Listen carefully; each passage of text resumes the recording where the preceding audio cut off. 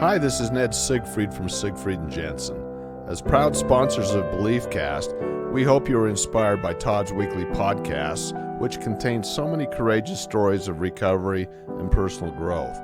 Remember, it's not what happened in the past that matters, it's what happens in the future. We invite you all to work hard and be optimistic about your future. Enjoy today's podcast. Welcome back, everybody. This is Todd Sylvester with the Todd Sylvester Inspires BeliefCast. Thank you once again for tuning in. Again, a really special thanks to our sponsors, Siegfried and Jensen, Wasatch Recovery, and Veracity Networks. Thank you so much for believing in me. And I want to thank all the listeners for tuning in week after week. You guys are fantastic. I can't believe where we're at. And it's amazing when you put a little effort and you believe in yourself. It's amazing the things that we can do. We're saving lives. I really do believe that. And I also like to thank our previous guests. I've had some amazing people on who have shared some very powerful stories about their lives. They've been vulnerable, and it's been fantastic. And today's no different. Today we're joined by Drew Manning. Drew, thanks for joining us. Thanks, Todd, for having me. It's a pleasure to be here. Man, I'll tell you, I'm so excited. I feel like I'm sitting across from a celebrity here.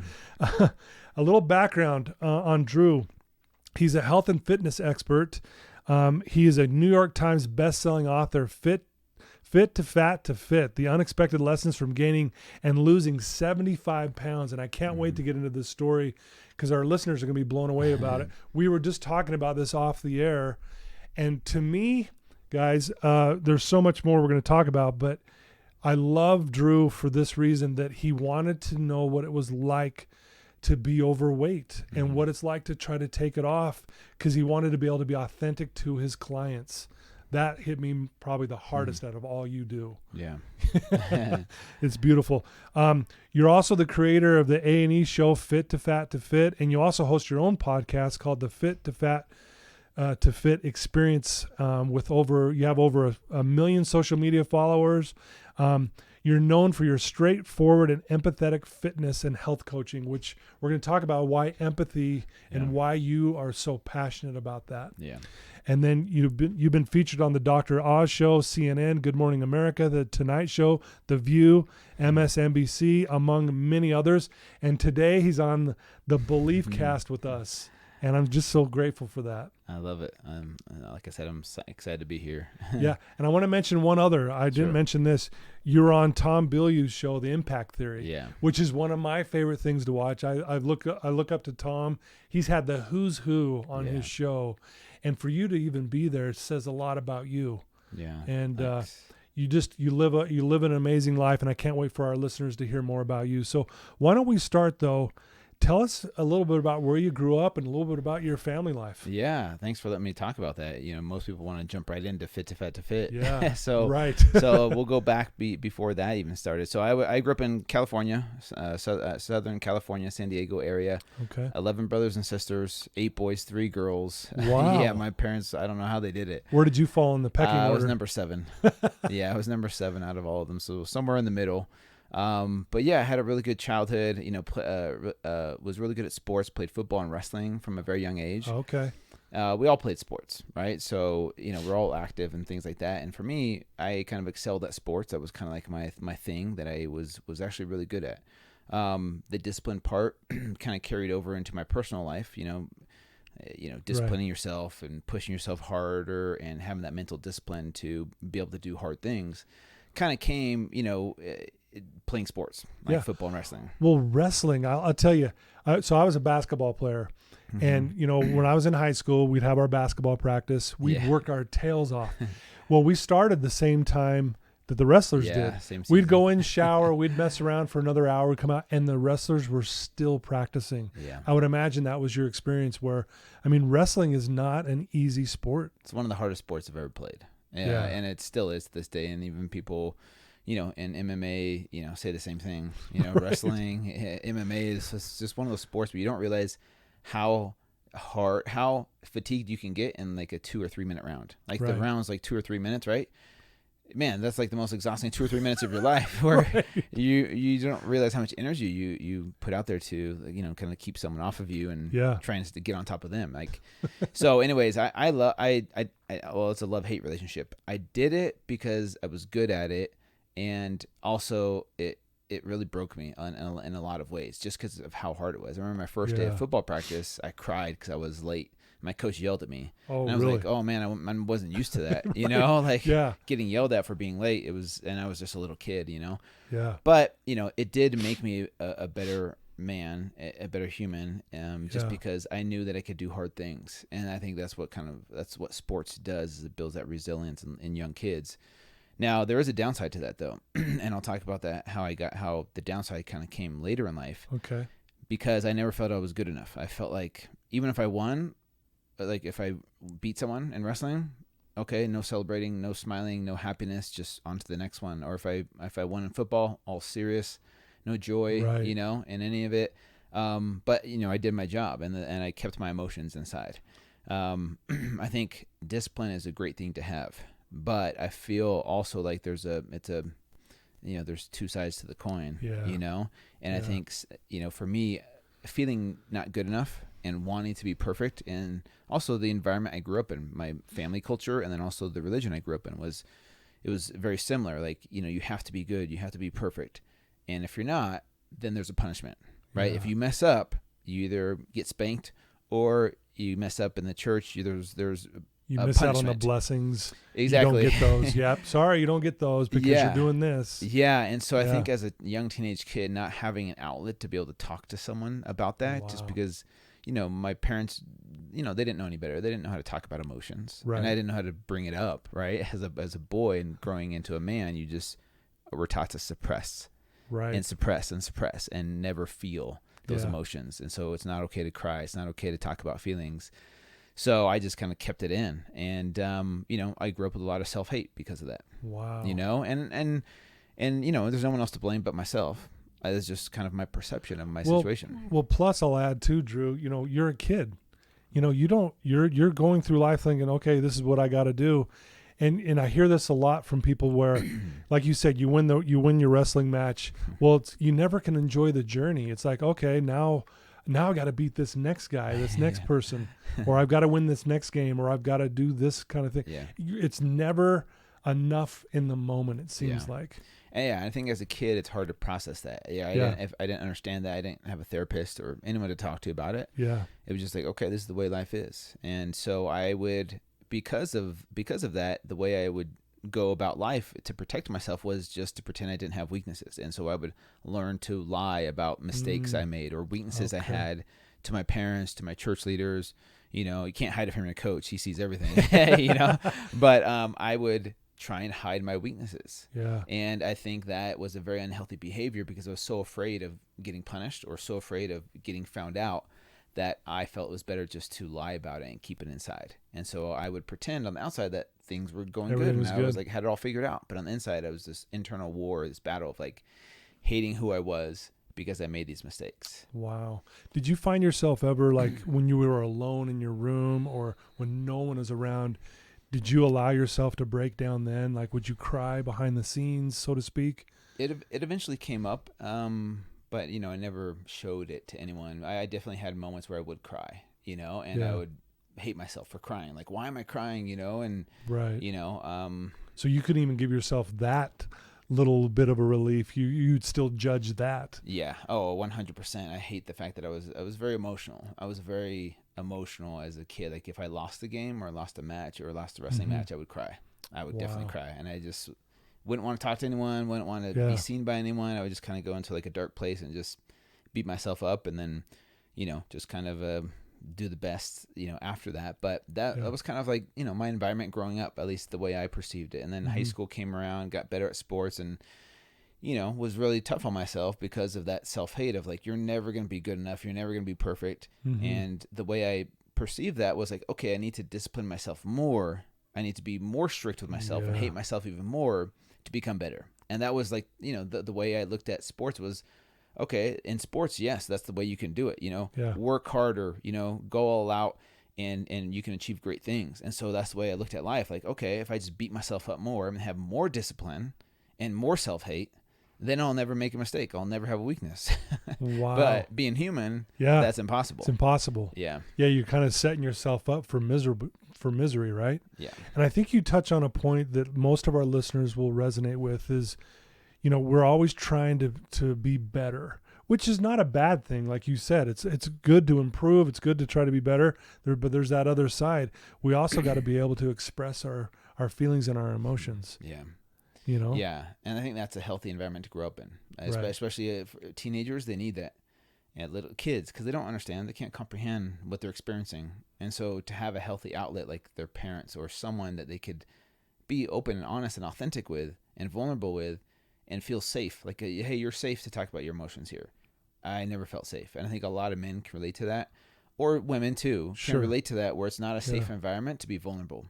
And so without that permission, you kind of just keep a lot of things inside. Right. And that's where a lot of like self-hate and depression and self-doubt come from, that because you never feel like you can be you. Right.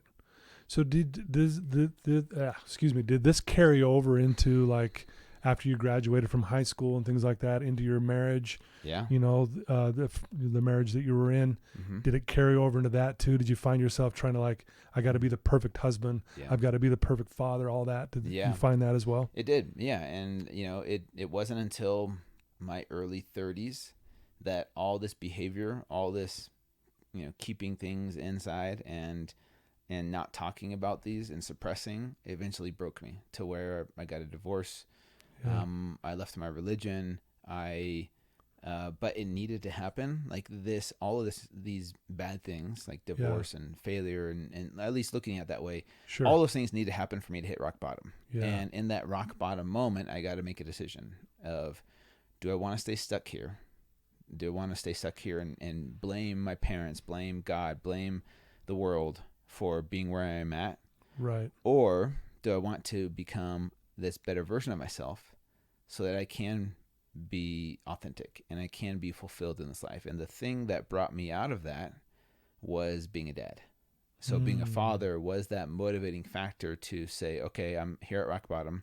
My girls were young. They don't remember this part of it, going through divorce. And you have 2 girls, correct? Yeah, 2 daughters. Yeah. And so I was willing to try anything. I was open to therapy for the first time in my life, or life coaching, or meditation, things that I thought were, weird, or for people with problems. Like I was like, no, I don't need that. I don't have any problems. Right. And just admitting to myself that I needed help and being open to things outside of my bubble of tools that were given to me. Right. So like in the environment I grew up in, with the religion I grew up in, it was like, hey, here's all the tools you need. You don't need anything else besides this. Right. So for me, like meditation, therapy weren't in that bubble. And so I had to learn about these things and realize, and once I started doing these things, going to therapy and life coaching and meditating and among other things that I'll get into, I was like blown away at how impactful that was for me. And it just totally helped shift my perception, because I'd been stuck in the same bubble, like I explained, where I had all these tools in that bubble, but that's all I had available to me. Right. And I was told those things would work, and they just, they didn't work that well for me personally. Right. Trying these other things outside of that, I was like, it was blown away. My first life coaching session was 3 hours with this lady from Salt Lake City. Her name's Catherine Dixon. She uses this work called by Byron Katie. The work. Yeah. Super powerful for me. Very powerful. Yeah, open up my eyes to a new perception of myself, where I was like, for the first time, I learned how to love myself truly from this woman and the techniques she used. And that was the first flicker of hope or light for me at the end of the tunnel, where I was like, okay, I can feel hope now. I can feel like there's hope at the end of this tunnel for me. Right. So, and I think correct me if I'm wrong, you've done almost 300 podcasts yourself with your own podcast. Yeah. Was it, I think it was episode 100. Yes. Is when you came out and, again, being very vulnerable, shared to the world basically what you're just sharing there with the divorce, things that you've gone through in your life, and you got really vulnerable. Why did you feel like that was important to talk about it? Yeah, because for me, when I shared my episode 100, which is by far my most downloaded podcast, out of all the podcasts I've done, people want that raw, real, human nature story. And I was able to finally talk about, my failures and open up and talk about those feelings that I've been suppressing my whole life. Why did I share it? Because I was coming from a place of healing finally. And it was a way for me to pay it forward. And after that episode aired, I had so many people reach out to me saying, thank you for sharing this, because I remember, so in that episode, just to give people some context, I talked about growing up with pornography addiction, right? I talked about my affair that I had, which all of this stems from self-hate. From me as a little kid, hating who I was. When you hate yourself, see yourself as a failure, you do failure-like things, and you tend to self-sabotage because you don't feel worthy. You don't feel like you're a screw-up, so why not keep screwing up, you know? And that's the mentality that I had, because I didn't have that self-love and that self-worth at any moment before that. So pornography addiction, affair was like, yeah, I'm already a failure. So that just kind of solidified it for me. But why did I want to share that? I think for me, it was because I wanted to give people hope that, hey, maybe you can relate to me. You've been stuck here. Yeah. And maybe you're afraid to talk about it. Maybe you're afraid to open up about it. And you're afraid of maybe going through a divorce or hurting the people you love the most. And I'm here coming from a place of healing where I put in the work for years. It wasn't like the next day. It wasn't like, it took years of therapy and life coaching and really figuring out who I was and what my message was, to be brave enough and vulnerable enough to share my story and own it, in hopes to give other people that bravery and courage. You know, Brene Brown talks a lot about stepping into the arena, and that Teddy Roosevelt quote where, you know, the man in the arena it's not the critic who counts. You know, people watching on social media will throw stones at you and boo you and shame you and all that stuff. But none of those voices matter, because you're in the arena doing the work. Yeah. You're fixing what's been broken. Yep. It could be generations of brokenness. It could be, you know, a generational thing where finally you are the one who's breaking the cycle of past generations being too afraid to be vulnerable or authentic or open up. And there's a quote that sticks with me all the time. It says, if you don't heal what hurt you or cut you, you're going to bleed on those who didn't hurt you.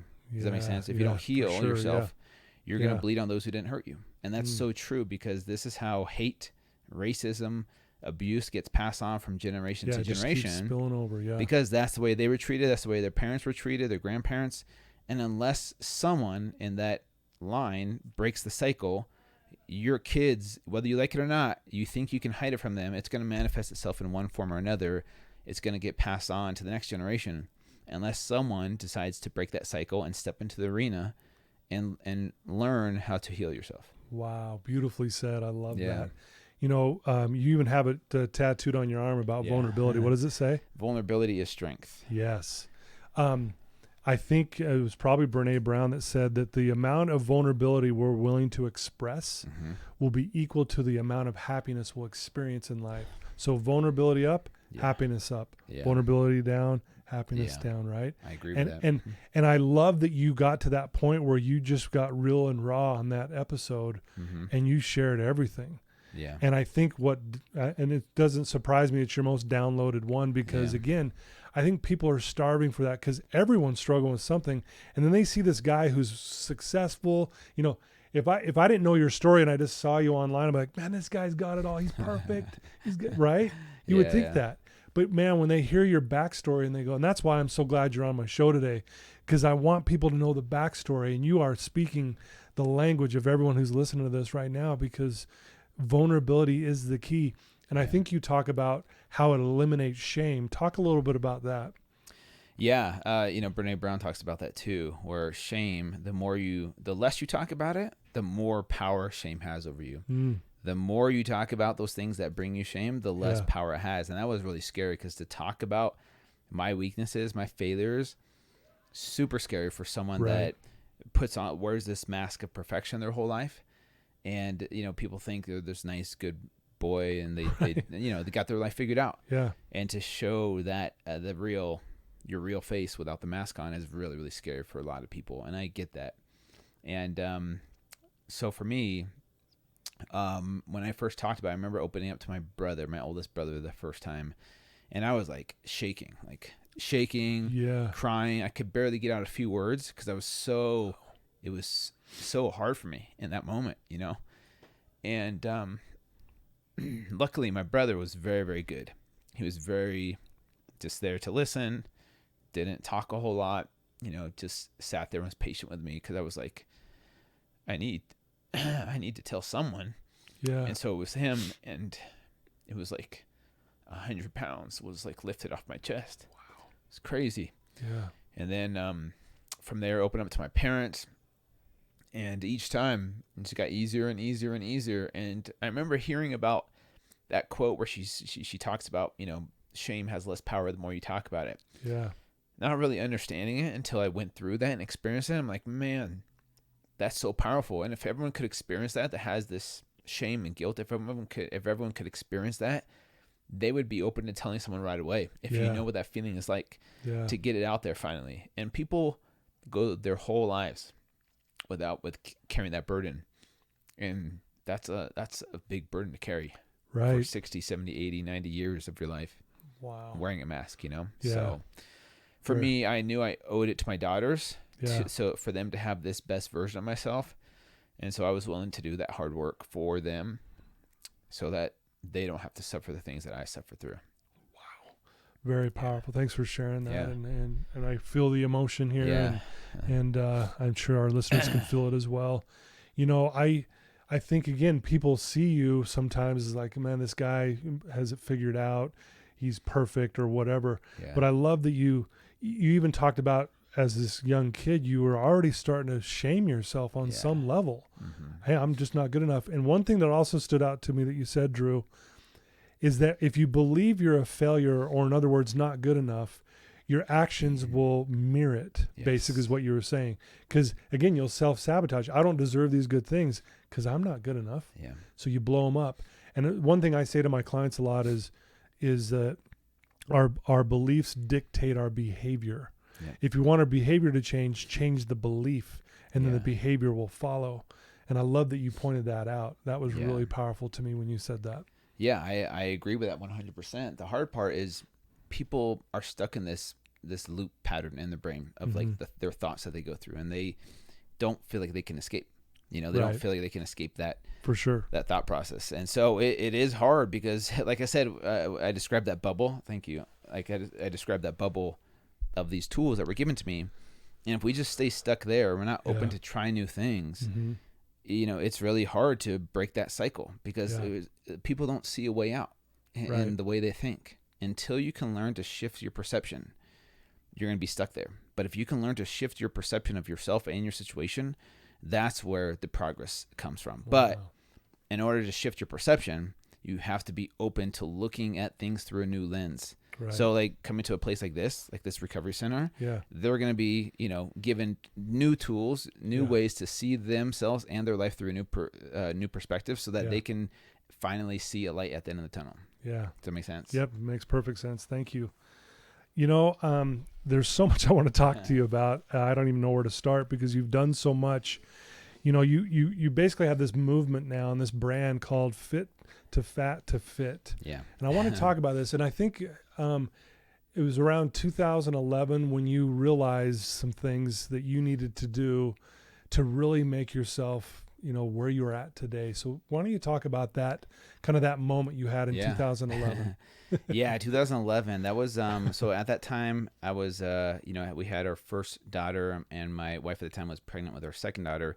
And I had this idea because I got into personal training at like a couple years before that. So I was training some clients, and here I was, someone who had never been overweight a day in my life, trying to help people who were overweight pretty much every day of their life. Right.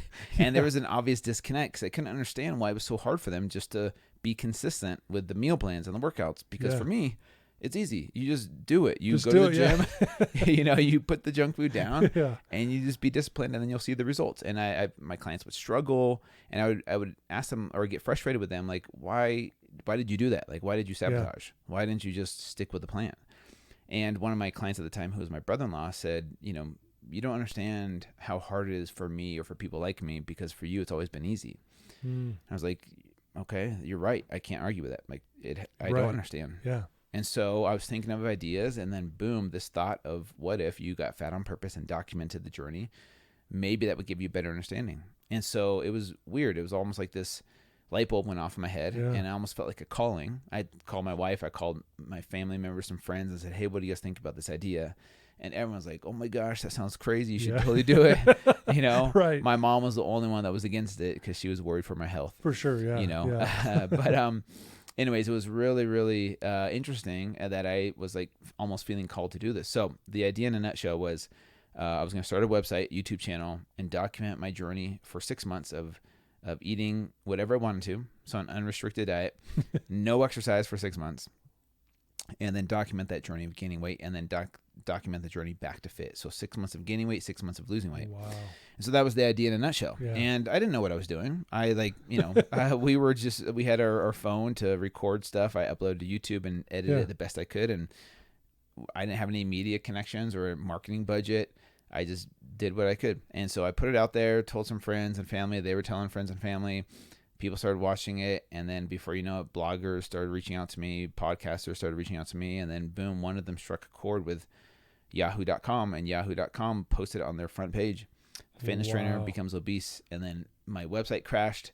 I got called from every TV show fighting to have me on. And they're like, we need you to come on our show. And you can't do these other shows if you like, you have to choose, basically. Really? So I couldn't go on the Today Show and Good Morning America. I had to choose between Good Morning America or Today Show or these other shows. They fight for it. So it was really interesting. But at the same time, you got to be going, wow, this is incredible. Yeah, I didn't know. You weren't expecting that, right? I had no connections to these people other than it just struck a chord. So a lot of it was luck. But I think the interesting thing that people saw in that first experiment back in 2011 was they saw me be humbled. They saw me become humbled through this experiment where I was like cocky, like, oh, it's not going to be that hard. I'll just gain some weight, then lose it. Right. They saw how humbling it was for me. And I think that's where people felt like they could relate to me and they felt like they could trust me more. And there was this relatability factor that was there where instead of just your typical Jillian Michaels tough love type of trainer with 6-pack abs their whole life, now people saw me struggle gaining 75 pounds in 6 months. Blogging about everything I was experiencing, vlogging, putting the videos out there on YouTube. And it went viral. And, one lesson I learned from that was how transformation is way more mental and emotional than I ever imagined. I was looking at transformation as physical. Here's your calories in, calories out. Here's your workouts. Here's your supplements. You do this physical stuff, your physical body will change. Right. And I was completely wrong. And I realized how much of transformation is mental and emotional going through that first experience. And that's where I started to shift my perception of how I was able to help clients through their struggles. So it was a really powerful tool for me. And luckily I got back to fit, but that was back in 2011, 2012. Wow. That is amazing. And that's so cool how it went viral and then all of a sudden everyone's fighting for you. They want to talk to you. Again, that's why I feel so blessed that you're here. This means a lot to me, Drew. I hope you know that. It really, truly does. And not just because of that. It's more because of the way, again, what really struck a chord with me is how you just wanted to be authentic. Mm-hmm. That is so rare, I think, because you easily could have just like, look at me, you can be just like me. Because by the way, if you haven't seen Drew, he's shredded. He looks amazing. And so, but again, you put on, was it 75 total? 76, something like that. 76 pounds was my highest. It was the highest. Yeah, I got up to. Yeah. So I know you've already shared already a little bit here. What were some of the biggest lessons that you learned? One, obviously you understood what these clients were going through, which is beautiful. But what were some things that maybe even surprised you a little bit? Yeah. So other than the whole, learning that transformation is more mental and emotional than physical, that was the first one. The second one was how powerful the emotional connection to food really is. Because I would have people tell me they're addicted to food or they couldn't give up their soda. And I would just look at them and think, just have willpower, just like, work, like just don't do it, and it's ridiculous thinking that way. But having been through it myself now, eating junk food for 6 months, which the food did taste good, by the way. I'm not gonna lie. Cinnamon Toast Crunch and Mountain Dew and Hot Pockets. And how many calories were you throwing down a day? Do you know? What? I didn't track it back then, but I would guess around 5,000, maybe more. Yeah. But it was all like processed food. Super Size Me, Morgan Spurlock. We've seen that documentary where he eats McDonald's. Yeah. So I actually didn't focus a lot on fast food. I ate mostly processed foods that are cheap, affordable, convenient, and they taste freaking good. They taste good. Yeah, they do. And then when I switched over to eating healthy again, I remember thinking, oh, my body's going to respond really quickly. I'm going to feel really good. The first 2 weeks were hell. And I was so surprised by the fact that my own body, was fighting back against me going through these withdrawal symptoms because it had this high that it got from these foods for these past 6 months. And now all of a sudden my body's like, okay, where's that food? Where's our high? Yeah. And now you're giving us these, healthy foods, which don't do the same thing chemically in our brain. Yeah. And I felt miserable. I had headaches. I was grumpy. I was moody. I had low energy. I was hungry all the time. The food didn't taste nearly as good as I remember it tasting. Yeah. And I was like, man, I was so humbled and realized just how powerful, not just biologically, your body is dependent on those chemicals, from those foods and what it does to your brain, the dopamine hits that you get from eating, junk food, because that's exactly what happens. Exactly. And then to break that and then to go clean was way harder than I thought it was going to be. And I was truly humbled and realized, oh, this is why my clients struggle when I give them a meal plan. They've been eating this way for years, and I expect them to be perfect at this, in the first few weeks or first month. And no wonder people give up after a couple weeks, because they're trying to willpower their way out of an addictive cycle. And the addictive cycle isn't just a physical chemical dependency; it's also emotional as well. Right, yeah. So to break that habit is maybe less than 1%, like a David Goggins can maybe willpower his way out of it, but 95% of people out there can't willpower their way out of it. Right. And same thing with drug addiction. For sure. It's a lot more powerful than people think. And I know people that have never been an addict would like to say, hey, just stop doing drugs and then your problems will go away. Right. And they just don't understand how it works, and they don't understand that vicious cycle and how powerful that vicious cycle is. And so for me, that was the other powerful lesson that I learned during that journey. Wow, that's spot on. Thanks for sharing that. So and this might be a big question, but what do you tell your clients now when they are going through that? I know it's part of your program, but can you explain to us kind of like, how do you help your client who's going through that emotional stress, that emotional feeling low energy, no dopamine release, that kind of thing? How do you help them through that part of their progress? Yeah. And I wish there was like just a magic pill you could take to where like all the problems go away and then they're skinny and fit, right? Like I wish that were simple, but for me it's a process, but it has to do with what we talked about earlier, shifting your perception of your situation. So people's perception of success in health and fitness is to become skinny or lean or ripped or shredded. Like once they do that, then they're successful. Right. And people try and willpower their way month 1, month 2 into this new lifestyle. And the problem that I have with that is they're going into a physical transformation thinking that it's just going to be physical. Thinking, oh, okay, if I reduce calories by this much and I exercise this much, then I'll lose weight this much per week. And then by this month, I'll have my dream body. And then all my problems will go away. Once I get this body, then I'll be happy. And then people will love me. And then I'll respect myself and other people will respect me finally. And we're seeking after this outside source of happiness, thinking, oh, if I get this body, I'll be happy. If I get this much money, then I'll be happy. If I get this house and this X, whatever it is, if I get this thing, it's going to make me happy. Yeah. And so people go into it with that perspective. And then after 2-3 weeks of grinding and trying to willpower their way to be healthy and fit, and they realize they're not seeing the results. This is too hard. They feel deprived. And they're like, well, what's the point of this anyways? And so they're doing it for the results. Sure. And so what I try and do is help shift their perception of, instead of focusing on results for 1 second, for just a few minutes, take the results out of the equation for a second and focus on the process. What does the process look like? Some people think the process is hell. It sucks. I have to eat healthy food. It doesn't taste good. I have to feel hungry. I have to work out and my muscles burn and I'm sweating and that doesn't feel good. And so people think okay, I'll put up with the process, which sucks, as long as I get these results, right? And that's the way they go about it, thinking I'll put up with this process long enough until I get these results. And if I don't get the results, then I'm just not going to do the process. Right. Yeah, exactly. Yeah. And so what I try to do is help them shift their perception of themselves and realize that instead of doing this because you hate where you are now, you don't like your body, what if you learn to love yourself now, as imperfect as you are, even with all the extra weight you have on yourself?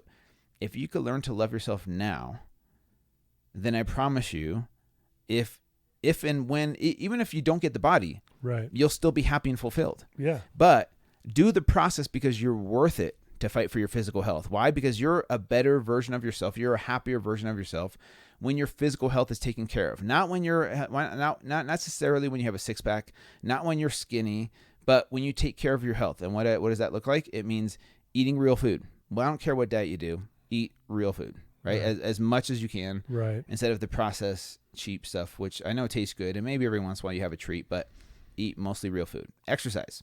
Do whatever exercise feels good to you. Move your body the way you like it. Hike, bike, swim, dance, Zumba, Pilates, yoga, weightlifting, CrossFit. I don't care. Find some form of exercise that feels good to you. Manage your stress. So meditating, journaling, being out in nature, whatever it takes for you to lower your stress levels is huge. A big piece of the puzzle that people miss when it comes to physical transformation. And then the last one is sleep. Sleep like you're getting paid to do it. Like sleep as if that is your full-time job. Right. And you get paid to do it, because I promise you, if you focus on sleeping efficiently, that right there will make everything else you do in life so much easier. Boy, isn't that true? Everything. Yeah. Yeah. And so those are the 4 pillars of health that I have I people love focus that. on. And that's what I'm talking about. You are worthy to fight for that physical health, because you're going to show up a better version of yourself as a mom, as a dad, as a brother or sister, as a spouse, as an employee, as a business owner, as whatever it is, if you have your physical health intact. There's a difference between being skinny and being ripped and having your health, because you can be super unhealthy but be ripped and shredded. Exactly. Right? So take that out of the equation for a second. And then you start to realize, okay, now I'm doing this process, even though it's hard, I'm doing it because it makes me feel good at the end of the day. In the long run, it's making me feel better about who I am, because I'm sleeping through the night. My stress is a lot lower. I'm eating real food, which helps my digestion, helps my libido, helps my hormones be balanced. I'm getting sleep efficiently throughout the night, and then I'm not sleep deprived, and I'm not in survival mode all day long. I'm able to handle stressful situations a lot more calmly because of all these things that are in place now. And then if people start to look at the process that way and start to look at themselves through a lens of self-love, then the process isn't punishment. Gotcha. The process actually is self-love. Wow. And so it takes time to help people learn how to do that. And maybe we can talk about the techniques that I use to get people there. But that's kind of ultimately, because if you take care of that stuff, then the physical stuff like eating healthy and exercising becomes so much easier. Yeah. It's so much easier if you figure out the emotional stuff first. Yeah, no, I love that. And I think, you nail it on the head is that you see a lot of self-hatred with your clients, and they hate who they are, they hate the way they look. And you could kind of relate to that as a younger kid, where you didn't love who you were because you weren't never quite good enough. Yeah. So right there, you're already relating. Is that correct? Yeah. Yeah. So I would love to hear some of these techniques, if you're okay sharing some of those with us today. Yeah, 100%. So my opinion on addiction, or, whether it's food addiction, whatever it is the key to overcoming any addiction is self-awareness. The more we become self-aware of who we are and why we do what we do and what triggers these behaviors is the key to figuring out how to overcome that addiction. And so, I learned this from Dr. Gabor Mate. He said, instead of asking someone why the addiction, ask why the pain. Like, what pain are you covering up? Because here's what I've learned from doing Fit to Fat to Fit twice now, is people treat food like a drug, where when we deal with emotional pain in life, whether it's a breakup, a divorce, a bankruptcy, financial situations, your kids are driving you crazy, your spouse is driving you crazy, whatever it is, the emotional pain that you feel, we as humans look for things to distract ourselves or numb that pain, whether it's food, drugs, alcohol, sex, porn, TV shows, movies, social media, you name it. We have everything at our disposal to, instead of doing the hard work of, meditating or going to therapy or journaling, letting go of that emotional pain, it's so much easier to pop a soda or eat cake and drink some wine or whatever drug or whatever it is. Because we get that little dopamine hit, and we can have that dopamine hit multiple times a day, all throughout the day. And then we never have to deal with that emotional pain. We just suppress it. And so now we've programmed our brains to look for substances because when the emotional pain is too much for us, we want something to distract us or numb that pain. So that's what happens with food. And so that's why empathy is so important.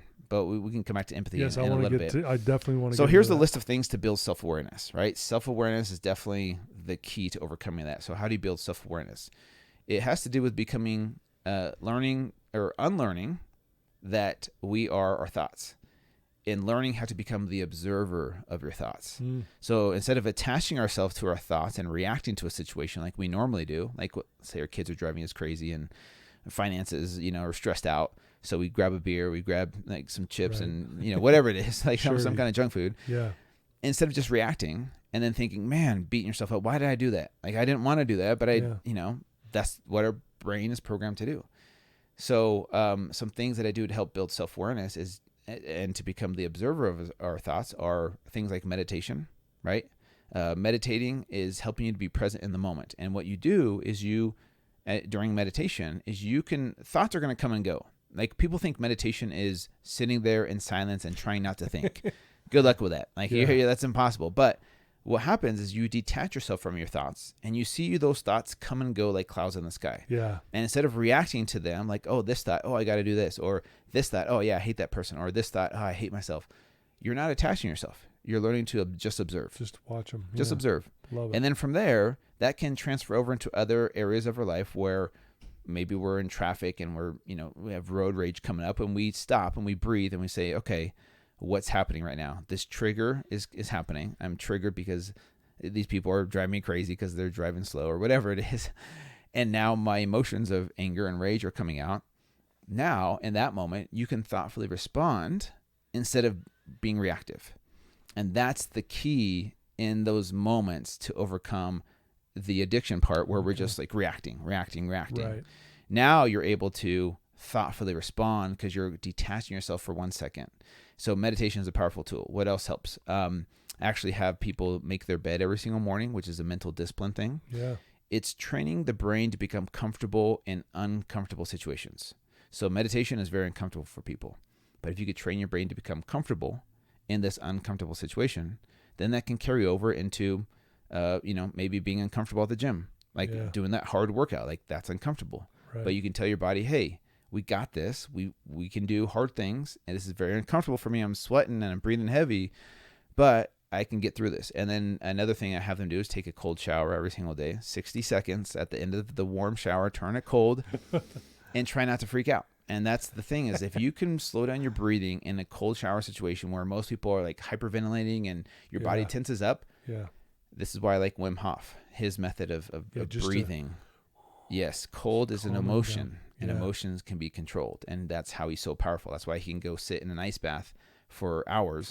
And they test him to figure out how he does it. He can, control it. It's amazing. And people have that power too. Yeah. So once again, training your brain to become comfortable in an uncomfortable situation. On top of that, I have my clients do a daily gratitude list, 3 to 5 things per day. Love it. Positive affirmations, 3 to 5 things. And that helps to change that belief of yourself. So saying things that maybe you don't believe about yourself, like I am lovable, I am worthy of love, I'm proud of who I am. Right. I'm a good man, I'm a good father. Even though you don't believe it, saying it out loud has power at the cellular level. We've seen those experiments where they do it with plants. They do it with living things. And then let's see, what else am I missing? I think that's pretty much it that I have my clients do. And all that stuff has nothing to do with weight loss. It has nothing to do with getting a six-pack. It's just training the brain to become comfortable in uncomfortable situations, which makes the physical transformation area of their life so much easier. Yeah, because when you get uncomfortable not eating the junk food, you're eating the broccoli and the the celery and all that stuff or whatever it might be healthy wise. Yeah, you can sit in that discomfort because you're more comfortable with it. Yeah, that makes a lot of sense what you're saying. Exactly, and that's the thing is when anytime we're uncomfortable, we look for something to distract us from that discomfort, right? Because we don't like to feel comfortable, and that's what's so hard though is decades of that. That's why it's so hard for people to break that cycle. I love it, man. That is powerful. Thanks, Drew, for sharing that with us. I want to get to this, you're a very straightforward and empathetic fitness and health with your coaching. Empathy is a big thing for you. Yeah. And again, obviously you went through this, fit to fat to fit 2 times. Yeah. Because you wanted to know what it was like, which obviously I'm sure built up some empathy. But why is empathy so important in what you do? Because no one cares how much you know until they know how much you care.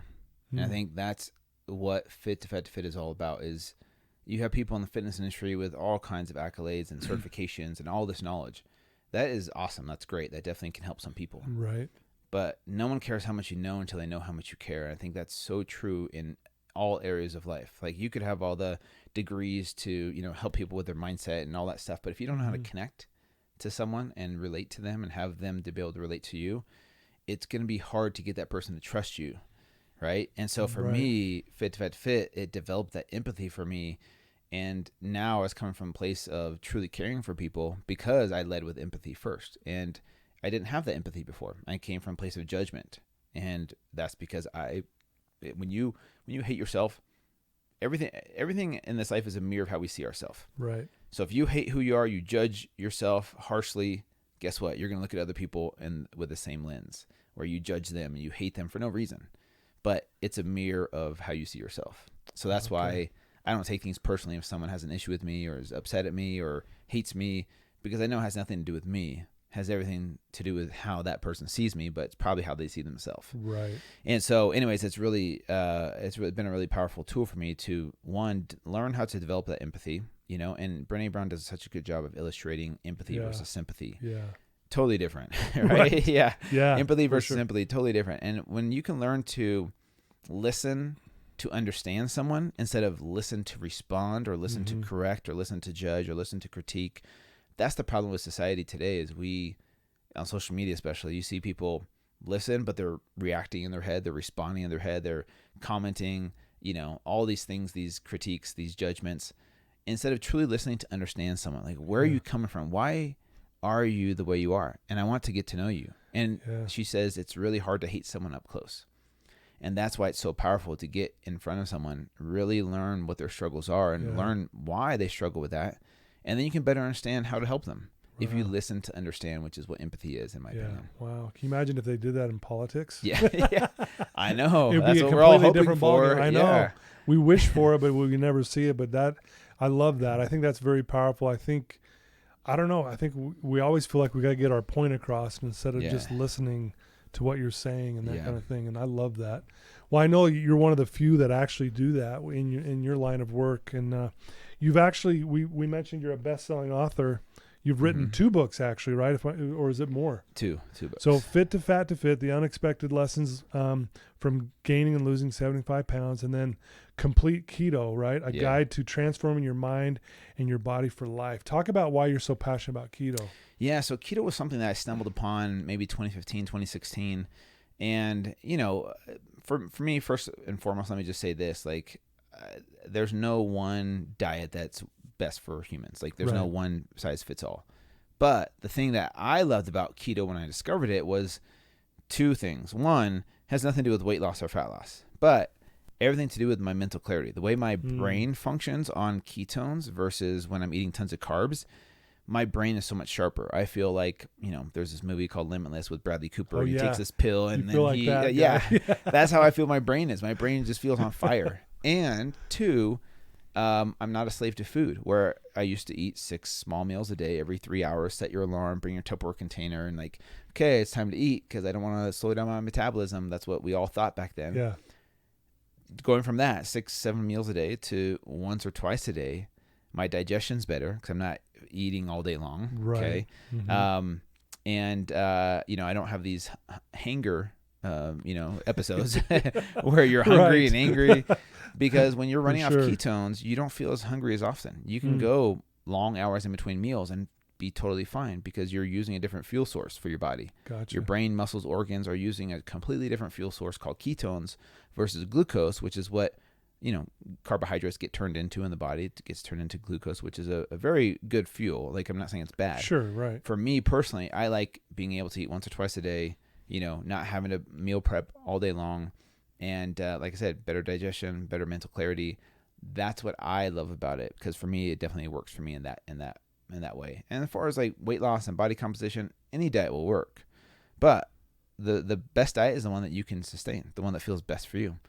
Okay. I don't do keto 100% of the time, but I do keto probably 80 to 90% of the time because I just feel good, low inflammation, and the mental clarity is what I love. And not you got me on you hit me with the mental clarity. Yeah. Like I've noticed that because you ask my whole family, my friends, I love hamburgers and fries. That is like if there's a weakness, that's it, man. I could eat those all day long.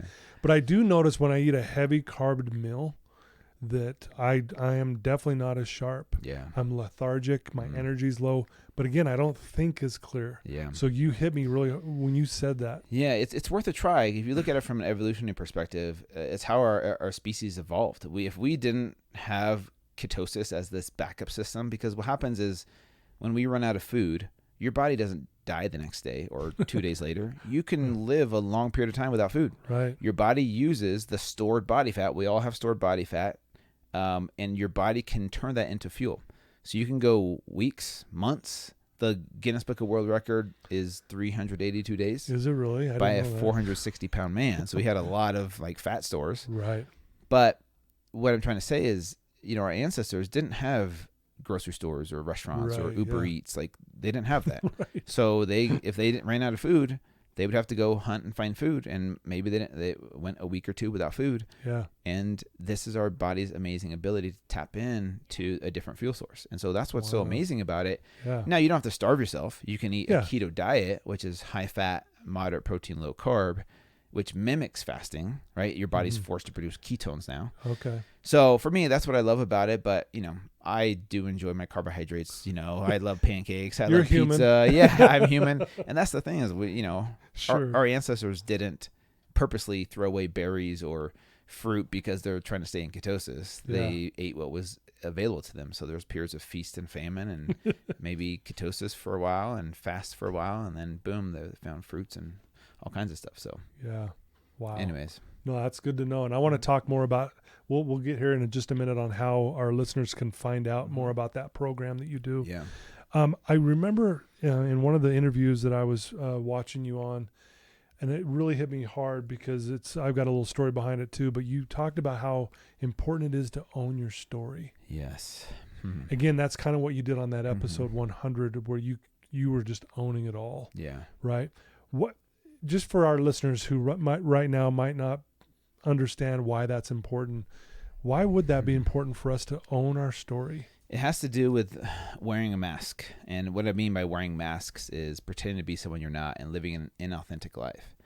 And what happens is when we don't own our story owns us. Ooh. And Brene Brown talks about that. If you don't own your story at some point, your story is going to end up owning you. And so for me, to give an example, with my podcast episode 100, I could have kept that a secret and tried to keep it a secret from the world. And yeah, I'm sure I would have been fine. But eventually, someone would have found out about it, or someone would have told someone, and like rumors spread. And then if it gets out there and someone's like, hey, I heard this about you, that's where the story owns you. And then you're like, no, that didn't happen. Or you try and live this secret life. Try to pretend. Or, avoid it. Yeah. Versus for me, I was like, okay, I'm going to come out with exactly what happened. All the details. I'm going to lay it out there. It's like standing in front of an audience being naked. But there's power in owning your story, because now someone could be like, oh yeah, I heard that about you. I'm like, yeah, I did a podcast about that. You can go listen to it. Like there's no power over me. Yeah. Because I've owned it already. Out there. Does that make sense? And so it does, owning your story has power, and that's what you take the mask off and you say, this is me. This is who I am. I love who I am. I'm proud of who I am. I'm proud of who I've become. And if you don't like me because of what I did, or you hate me, that's okay. I'll be okay without you liking me. Yeah. Because I've learned to love myself despite my past, and I've learned not to define myself by my past. Man. So powerful words. Yeah. If you don't own your story, it owns you. Yeah. So the reason why I love that too is I was speaking at a prison, at the Utah State Prison. Yeah. And one of the inmates got to share 5 minutes of his story before I got up to speak. Yeah. And he said those very words. He goes, if you don't own your story, he's telling this to 120 prisoners. Wow. If you don't own your story, it owns you. And I told him after, I said, I'm going to steal that. And he probably got it from Brene Brown. I don't know. Yeah. She seems to be the one that we quote the most. Yeah. But anyway, I thought, wow, that is so true though. And I've been a really open book with my story and so I totally understand how powerful that is. In overcoming addictions and things like that. But I'm so grateful that you're here owning your story. I love it. Well, thanks for giving me the opportunity, Absolutely. So if someone wants to reach out to you and learn more about your program, learn more about you, where they can buy your books and all of that, what's the best way for them to do that? Yeah, it's super simple. Just type in FIT, F-I-T, number 2, fat, number 2, fit. .com. Yep. That's It's a beautiful site, by the way. Yeah, fit.com. It's all my social media handles as well. Fit. My first book, my podcast. Just type that in, you'll find everything. Everything's on there. Yep. Okay, beautiful. So I'm going to ask you one more question. Okay. If there's someone listening right now who's in a very dark place, you've already given us some great advice. What's one thing you could tell this one person right now who is really in a bad place right now? What's one thing you could tell them right now? The thing that I would tell them is that you, despite everything that's happened in the past, despite what you've done, you are worth it to fight. You're worth it to fight to stay alive. You're worth it to fight for your happiness. Everyone in this life, I don't care what you've done, deserves to be happy at some point. Yeah. And I just want that person to know that they're worth it, that they're worthy of that. And maybe no one's ever told them that before. Maybe their parents didn't say that to them, or they never heard that. I know that's like never to hear that you're worthy, that you're lovable, but you are. And beautiful. It's up to you, though, to believe that. I could tell you, you could tell them all day long. You got to discover that for yourself. And once you believe that, that's where everything changes. Yeah, I love it. I think you even mentioned when we start doing those hard things, we're telling ourselves that we love ourselves. Yes. So maybe that's what you do is maybe you talk to a friend. If you're listening to this right now and you're in a dark spot, call your best friend right now, or a parent or a brother or sister, and say, I'm struggling. Yeah. That right there is a hard thing to do. But right there, you're starting to show you actually care about yourself. Yeah. I think it's like that John Mayer song, Say What You Need to Say. Yeah. It's a powerful song. It's a very powerful song. Yeah. Well, you're a very powerful person, Drew. Thanks, Todd. Thank you so much for taking some time out of your schedule to sit here with me.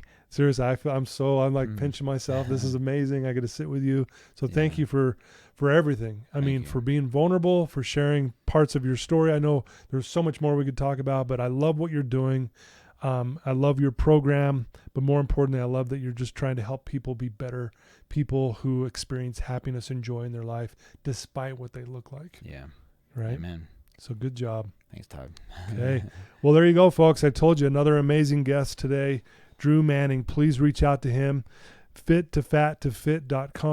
Check out, it's a beautiful website. He's got everything on there, his podcasts, his books, his blog, everything's on there, his program. Please reach out to him, and please share this with anyone you know who's struggling. It doesn't have to be with just body image or food. It could be any addiction whatsoever, or just someone who needs a pick-me-up. Please share this with them. I love you guys. Again, thanks to my sponsors. I love you for believing in me. And until next time, thanks, Drew. See ya.